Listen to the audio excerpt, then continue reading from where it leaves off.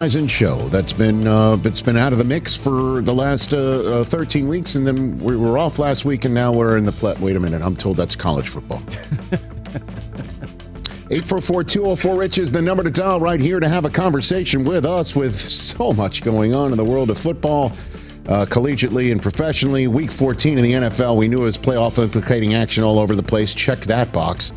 Matthew Stafford, nice bounce back performance against the Arizona Cardinals. The Rams are back on top of the NFC because the Packers took care of the Bears. The Steelers took care of the Ravens. The Bills took care of the Bengals just when it looked like Joe Burrow was going to keep that season alive. So much to talk about. The Jaguars are on top of the AFC South right now through 14 weeks of action. The Eagles are in the home of the Chargers tonight in SoFi Stadium on Monday Night Football. We'll preview that game with our special guest, the Positivity Rabbit, will join us from Philadelphia. I don't know what's going on in the world of sports anymore half the time. Indiana beat Ohio State. That was a big game, obviously. The SEC championship game, Georgia took care of Alabama, and Matthew Stafford, as I mentioned, bounce back game. He's joining us to talk about all of anything he wants to talk about in the middle of this program. We're live on Disney Plus. We're live on the ESPN app. We're live on ESPN Radio, presented by Progressive Insurance, Sirius XM Channel 80 as well. I believe the table is all set. Chris Brockman, you and I did Overreaction Monday, the pod. It's available for everybody to watch on our YouTube channel right now or listen wherever you get your podcast. Good to see you over there. How are you, sir? Hey, Rich, I don't know, man. You're going to have to drag me out of here with a helicopter here in the middle of the show. Hey, you know what I mean? Oh, I you're just going love Collinsworth off the top. Good to see you over there, Jay Felly. How are you, sir? What's up, Rich? Good to see you. Good to see you. Thanks for not doing a bit. You're welcome. What's going on, TJ Jefferson? How are you over there? What's going on, brother? Well, I had a bit, won't do it now, so I'll just say, Hey, everybody. Hey, what's up, TJ? Okay, everybody's got bits. It was awesome to be able to watch football on Sunday without your team being involved and, just be able to really concentrate and enjoy football. Well, that was fun. What I'm going to do later on in this first hour when we talk about the college football playoffs is I'm going to do something. I'm going to be as a professional as I possibly can. That's how you do it. Caping for Notre Dame requires a lot from me. That is. Okay, it requires a lot. Your finest performance. I have to dig deep. I understand. This is for that one. This won't be Emmy worthy. This could be Oscar worthy. I mean, as you know, on the petty scale, my love for Notre Dame, way up there. Like, what is it, Richard? Yeah. On our petty scale. Actually, Rich, now there's a new one. We got to put 50 Cent. Oh, okay. You know. 50 Cent might be number one. Okay. He is now the top of the petty scale. Okay, thank you. Thanks for the update. Yeah. Appreciate that. Yeah. That's coming up. Listen, the folks out there who are Chiefs fatigued, and there's a lot of you out there, I know. For those of you out there who have been waiting for the Chiefs to finally stumble and not get up, well, guess what? The first alert, Kansas City Chiefs have arrived. They have fallen, and I don't know if they're going to be able to get up. Because at this point in time, we will have a new AFC West winner for the first time in 10 years. That we know for sure. We are assured of that when the Kansas City Chiefs lost last night and the Denver Broncos earlier in the day took care of business for their 10th win in a row. That now gives them a lead over the Kansas City Chiefs. Too large for the Kansas City Chiefs to overcome with their 4 remaining final games. They cannot get to 11 wins. The Broncos have 11 wins. That is all she wrote on that front. And the question is, can the Kansas City Chiefs make the playoffs at all? And I don't know if they're going to be able to. Chiefs fatiguers out there, it's your special day. That day has arrived. Because everything has gone wrong for the Kansas City Chiefs that could go wrong this year. Every single break that they used to get, everybody thinking, well, you know what, the refs are in the bag for them, the football gods are in the bag for them, as if they weren't talented enough on their own to do what they were doing.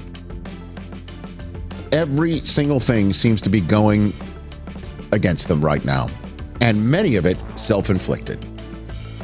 The Houston Texans deserve a lot of credit for what we saw on Sunday night to bring all of this about. That Houston Texans defense is as good as anybody else's. And we see some pretty darn good ones. The aforementioned Denver Broncos, the Kansas City Chiefs, saw both of those defenses already this year and lost both of them. The Green Bay Packers have a pretty darn good defense. The Seattle Seahawks are just boat racing a bunch of people on that side of the ball. The Rams have got a terrific defense. I could go on and on. The Chiefs' defense has let them down at times where the Chiefs' defense needed to pick them up. And the Chiefs' offense has let the Chiefs' defense down at times when the defense needed to be picked up. Honestly, nothing's working. And I'm just wondering if the Chiefs could wave a wand and go back to Brazil. Week 1, I was sitting in that booth in Sao Paulo, Brazil. Here's Kurt Warner to my right. Without the puffy jacket. Belly full of cheese bread. And we were, oh boy. Can confirm. Oh, boy. Third snap of that game. Xavier Worthy goes one way. Travis Kelce goes the other way. And they met right in the middle of the field. Worthy knocked out of the game, knocked out of action for a couple weeks. And that was the beginning of a nightmarish season that just feels cursed. That's how the game began. The game ended with the Chargers needing just one more first down and the Chiefs defense getting the Chargers to a third down on offense, needing to just get off the field. Chris Jones takes the wrong path to Justin Herbert, who runs around the end that Chris Jones was supposed to occupy, slides for the first down. Drew Tranquill goes in Chris Jones's face. They start barking at each other, and the Chiefs lose. Next week, they go home to Arrowhead, taking on the Philadelphia Eagles. This game was a struggle, as it should be against the defending Super Bowl champs, in a rematch right off the bat in their home opener in Arrowhead. Chiefs are down by 3, but inside the 10-yard line, 6-yard line to be exact. Second and goal from there. Fourth quarter, Mahomes sees Kelce, doesn't put it right on him. Ball pops up in the air. Interception taken essentially to midfield from there. No points, and the Eagles go down the field and score. Make it a 2-score game, and that was all she wrote. The Chiefs are 0-2. You could take a look at every single one of their losses this year. Jacksonville. Want to talk about a red zone interception as well? Marching right down in. Mahomes flips the ball. There's Kelce. There's Juju Smith-Schuster, but Devin Lloyd snatches it out of the air and recreates essentially a James Harrison moment. Pick 6. Flips that game.